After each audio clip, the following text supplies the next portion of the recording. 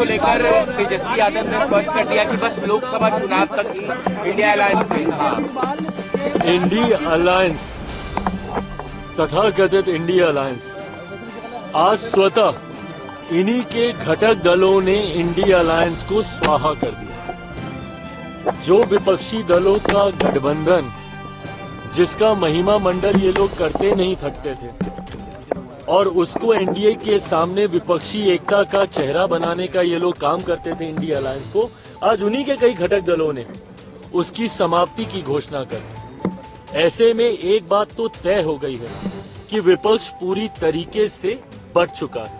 और इस बात को मैंने कई बार बोला है कि जब महत्वाकांक्षी दलों का गठबंधन होता है तो वो कभी एक साथ नहीं रह सकता। ऐसे भानुमति के कुनबे को कई बार बनते और बिगड़ते हम लोग देख चुके हैं।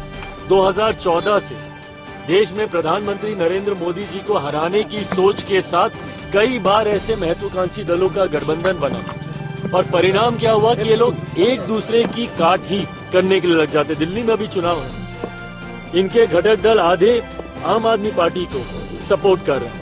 कांग्रेस का नेतृत्व, देश की जनता तो नकार ही चुकी है, कांग्रेस का नेतृत्व इनके घटक दल तक स्वीकार करने को तैयार नहीं। तो ऐसे में एक बात तय है कि एनडीए के सामने कम से कम अब विपक्ष कहीं नहीं ठहरता। मुझे तो बिहार में भी नहीं पता, जब केंद्र में अगर विपक्ष की यह हालत है तो क्या राजद, वाम दल, कांग्रेस, ये तमाम दल,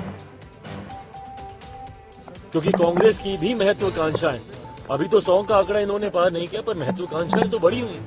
चुनाव आते आते तक बिहार में भी ये इंडिया अलायंस है, महागठबंधन है, यूपी है, मुझे नहीं पता कि क्या है, पर मुझे नहीं लगता कि चुनाव आते आते तक बिहार में भी विपक्षी दल एक साथ रह पाएंगे।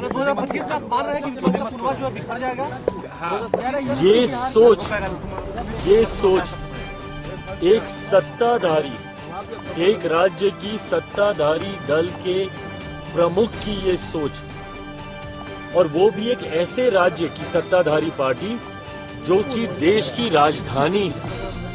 आम आदमी पार्टी के प्रमुख पूर्व मुख्यमंत्री अरविंद केजरीवाल जी ने जिस तरीके से यूपी बिहार के लोगों को लेकर आपत्तिजनक टिप्पणी करने का काम किया, इसको कतई बर्दाश्त नहीं किया जा सकता। यूपी बिहार के लोगों को फर्जी कहना, बड़ा करते हैं, आके पहचान पत्र बनाते हैं, किस तरीके की सोच है ये। आज अभी हम लोग महामहिम के साथ बैठे बैठे और उसमें ये चर्चा हुई, ये वही यूपी बिहार के लोग हैं। अगर एक दिन अगर ये लोग कार्य ना करें तो कहीं ना कहीं देश की गति थमने पर आ जाएगी। इतना महत्वपूर्ण योगदान है। और ये किस तरीके की बांटने की सोच है। क्या चाहते हैं पूर्व मुख्यमंत्री अरविंद केजरीवाल जी कि भारत में अब ड्यूअल सिटीजनशिप लागू कर दी जाए क्या आप देश के नागरिक अलग और राज्य के नागरिक अलग। ये देश की वो राजधानी है जहाँ पे देश भर से लोग आते हैं, और किस तरीके का संदेश आप उस राजधानी से आप देना चाह रहे हैं। और कल को आपको वोट भी इन्हीं का चाहिए, जाएंगे भी इनके पास और इन्हीं को गाली भी देंगे। ये वही सोच है जो कि महाराष्ट्र में भी एक राजनीतिक दल था, जो महाराष्ट्र में बिहारियों के ऊपर लाठी चलाने का काम करता है, और आज उद्धव ठाकरे जी की बात, और आज वही सोच को अरविंद केजरीवाल जी, ये पूरी तरीके से फ्रस्ट्रेशन है।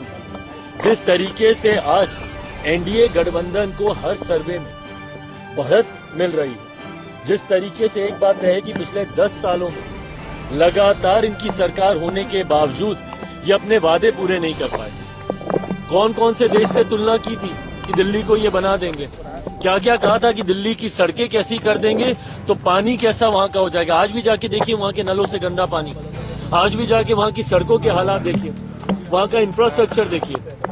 हकीकत है ना इनसे पंजाब संभला ना इनसे दिल्ली संभला, और दिल्ली के लोगों ने इस बार बदलाव का मन बना लिया।